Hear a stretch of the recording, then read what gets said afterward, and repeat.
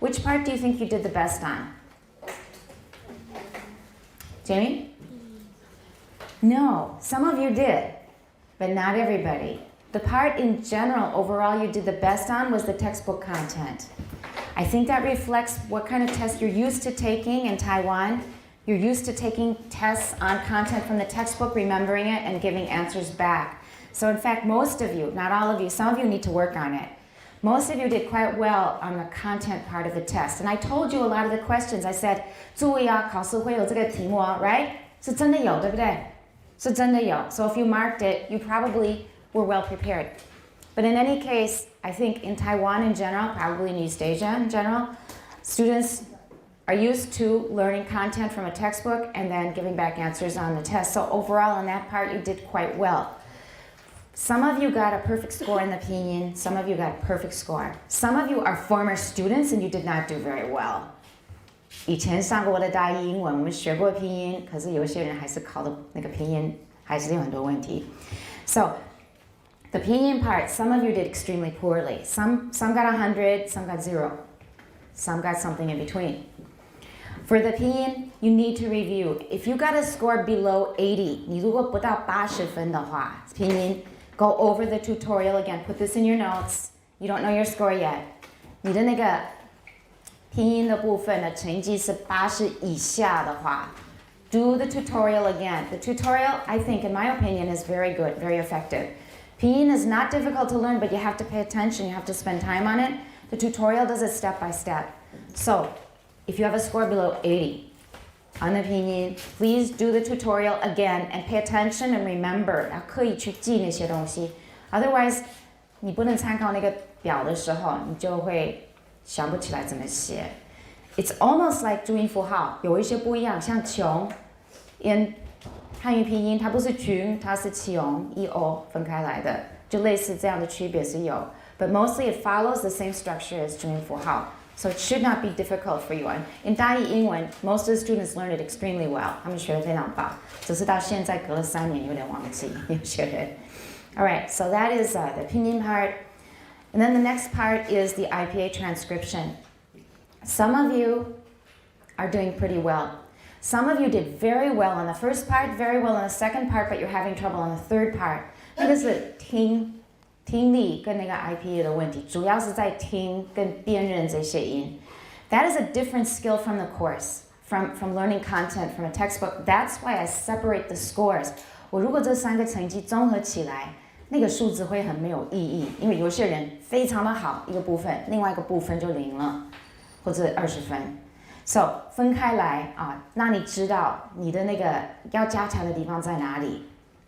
Now the textbook part 那就是要读书，就这样子，就是要 study, that's all. 每个人都可以。第二个拼音也是一样 ，master it， 每个人都可以拿到100分 if you pay attention. 第3个部分有点不一样。Because that takes longer. It takes longer to train your ears to get the right sounds. Is that right? 你看别的地方一直都是第1名了，可是至于听力，因为以前可能比较没有那个训练。Again, everybody can learn it, but it's a different skill. 是另外一种技能，所以你要另外花时间，然后是别种训练，不是背课本就可以学得来的。So for parts 2 and 3. Those of you who would like some help, we now are offering tutors. Those of you who got 85 or better, 你如果是第2跟第3个部分的成绩是85以上，就有资格做 tutor. Now, tutor is extra work. 有什么好处？加分 ，OK? Extra credit. 所以你如果是帮同学做 tutor 的话，然后真的有做，你要回来报告，那你们2个要跟我们讲，我们是什么时候所以你要做 tutor 的话，2个人都要记，好像记账一样，就是几点到几点几号，然后你帮他什么，几次，这些要记下来。Is that clear? Anybody who wants to participate? So 一定要记那个日期、时间、内容这样子，2个人都要记。Everybody clear on that? 然后呢 ，tutor 的人可以拿到 extra credit， 多少我不定，我是要看期末的成绩，你有帮助，你有多少一些额外可以赚 extra credit 的东西，就给你加分 ，OK？ So The person who gets the tutoring, you don't get 加分, but you will get a better score in your work. 那是你的 reward. 因为你需要帮助，对不对？你本来是 the buyer, the tutor is the seller. So the buyer is going to get benefits by better understanding and better grades. Everybody clear what's going on? 可以吗？ Any questions? Is there a straw between chocolate K and L? Good question. And that's really the point of this one every year. We go through this every year. There is no schwa there. I played them several times. There is no schwa. But you learn a schwa in school, right? Is that right? Chocolate is what you learn in school? Yeah. Everybody read page 32. Do it on your own. Okay, we have too many things to do in class now. So Phonetics 1, page 32, it's called schwa elision in English. Schwa elision in English. Elision means 省略. It means that this sound goes directly to another sound, leaving out the sound in the middle. There are many words where we usually leave out the schwa. Not always. We can say family, no problem. There are 4 people in my family. Usually we say family in American English. British English and American English sometimes agree, sometimes they're different. On this page, you will see the number of syllables for each variety. 英式、美式我都有写出来。英式呢，我每一个都问过我的英式老师。I asked him. I checked dictionaries and I asked my teacher. 所以英式是有人已经等于是已经订正过。None of it is perfect because this depends on the situation.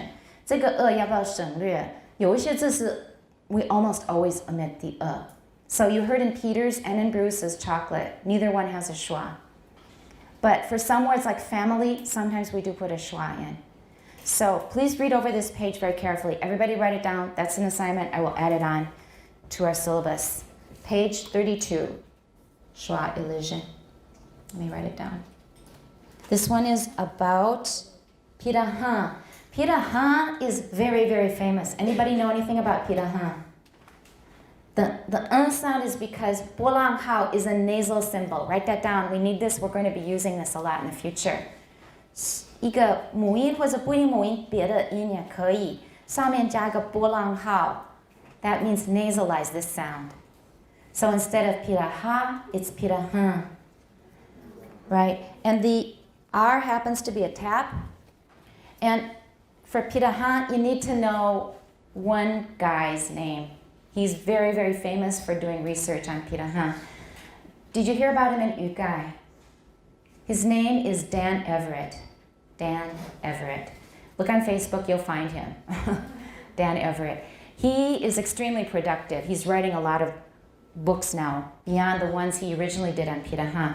He lived in Brazil among this very remote tribe. There are only a few hundred people left who speak it. They have refused to be swallowed up by Western civilization in South America, in Brazil. So many of them do not speak Brazilian, Portuguese at all. 他们完全不学葡萄牙语，更不学英语了。So Dan Everett went down there originally. This is an interesting story. I'm going to take a little time to tell it. He went down there originally as a missionary with his wife Karen. And they have, I think, 3 kids. So they were doing mission work here. In order to do mission work among people who do not speak English and don't speak Portuguese, you have to learn the language. So they did a lot of linguistic work on pirahan, which hadn't been studied much before. I think someone had looked at it a bit, but they studied it in great depth. And he published a lot on it. Then part of it is a personal story. You're a 传教士, but what happens when you realize you don't believe in God anymore? Yeah. Amy, you just kind of laughed. What was your feeling? What? Go ahead. Sorry.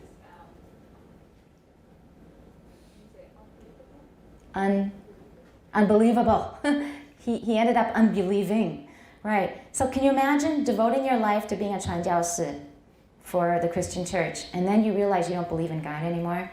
How did that happen? Read it online. Go online. There's lots of information on it. It's been extensively reported in the media. It's not the first time it's happened. I've read about it from many, many people who have started out as a minister. 他开始做牧师 ，OK 把牧师当他的职业，做久了他已经不信神了。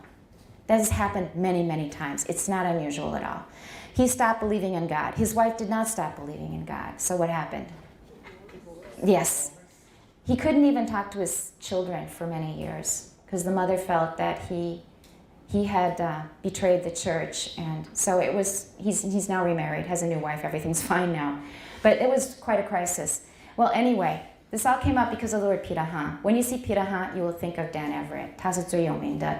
He's written a lot of research on it. And part of the reason it's so famous is because he challenged Chomsky on something Chomsky said was a very basic trait of human language, and that is recursion. 顺便讲这些，因为你们其实应该知道，这等于是 linguistic common sense. Recursion is nesting. That means putting something inside something else, recursion. So for example, the brother of the girl who I talked to yesterday, 就是 who I talked to yesterday 已经是一种 recursion, 是一种 nesting, 是一个关系代名词子句. He says they don't have those in Piraha. And also, the sister of my friend. Okay, 这些都不行. They would say something like, I have a sister, my sister has a friend. I want to see the friend. 类似这样子，他没有 recursion. 然后他就为了这个跟 Chomsky 就是很大的决裂. And then it got really hot, because you know what happens when emotions get involved in an argument. So this has been, if you want to look on the internet, you'll find stuff. 两边都还在吵. And then Chomsky 后来他没有说 recursion 其实是人类语言的必备的一个范畴。他后来怎么说? So we won't get into it. That's just background. If you're curious, you can look it up. That's sort of going on. And later on, because of a lot of power struggles and things, people said unkind things about Dan, and he can't go back to Brazil now. Brazil 现在不会让他入境了，所以他没有办法回去继续做他 Piraha 方面的研究。But he's very productive. He's writing other books as well. Okay? So just a little bit of linguistics, common sense plus 八卦一起. And 八卦 is usually something that really attracts us. So if you want to see some, you'll get a lot in this particular case. Okay? We're going to learn a new word. 先教一个，它会将两个 category 并在一起 because sometimes it's handy. They're called obstruents. 主音 obstruents, voiceless obstruents. Obstruents include stops and fricatives. 就这样子. Stops and fricatives are obstruents. We're not going to finish, so I think we need another day. We will finish on Wednesday. We'll have the test next Monday. In the meantime, though, start previewing chapter 3 because we really need to get started if we're going to finish the first 5 chapters in the first semester. So for Wednesday, I want you to read the page on theremin, the theremin. You're already reading page 32, which is about schwa elision, right? So go over that page carefully because there's a lot of things that are taught differently in Taiwan from the way native speakers say them. So page 32, schwa elision. In addition, I want you to look at page 18 about the virtual theremin because we have been talking about frequency and amplitude. Is that right? So there's a musical instrument. If you weren't on NTU Phonetics last night, a lot of you were up kind of late and still talking, chatting on NTU Phonetics on Facebook. There's an instrument called the theremin, named after a Russian guy who invented it. And you play it without touching it. Have you ever seen an instrument that you can play without touching it? 你不用触摸就可以演奏的一种乐器，有没有看过? Well, this one has two antennas. One changes the frequency, and the horizontal one changes the amplitude. So if you put your hand here, and you get closer and closer, it'll go woo. And if you put your hand down, when you're at woo, it'll go woo. It gets louder and louder. So you can play music just by waving your hands in the air. And the reason I made a page about this is so that you would become better acquainted with the notions of frequency and amplitude and how we can separate the two and put them together. And there is a very fun piece of software. It's a virtual theremin. You download it, put it on your computer. It's safe, no virus, don't worry, I've tried it. You download it to your computer, and then you can play a theremin on your desktop. Okay, so everybody play around with a virtual theremin. It's a lot of fun. It will help you become more acquainted with the ideas of frequency and amplitude and how you can combine them. So those two pages, page 18 and also page 32. Be ready to perform the performance exercises next time. They're not that difficult, but it's good to prepare. All right, and that's it. If you have questions, let me know. We'll see you Wednesday.